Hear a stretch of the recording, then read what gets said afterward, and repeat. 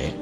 اے پروردگار، تو اس روز جس کے آنے میں کچھ بھی شک نہیں سب لوگوں کو اپنے حضور میں جمع کر لے گا، بے شک اللہ خلاف وعدہ نہیں کرتا۔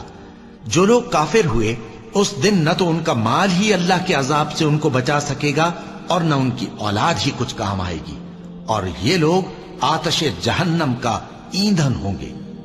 ان کا حال بھی فرعونیوں اور ان سے پہلے لوگوں کا سا ہوگا جنہوں نے ہماری آیتوں کی تکذیب کی تھی، تو اللہ نے ان کو ان کے گناہوں کے سبب عذاب میں پکڑ لیا تھا، اور اللہ سخت عذاب کرنے والا ہے۔ اے پیغمبر، کافروں سے کہہ دو کہ تم دنیا میں بھی عنقریب مغلوب ہو جاؤ گے اور آخرت میں جہنم کی طرف اکٹھا کیے جاؤ گے، اور وہ بری جگہ ہے۔ تمہارے لیے دو گروہوں میں جو جنگ بدر کے دن آپس میں بھیڑ گئے قدرت الہی کی عظیم الشان نشانی تھی۔ ایک گروہ مسلمانوں کا تھا، وہ اللہ کی راہ میں لڑ رہا تھا،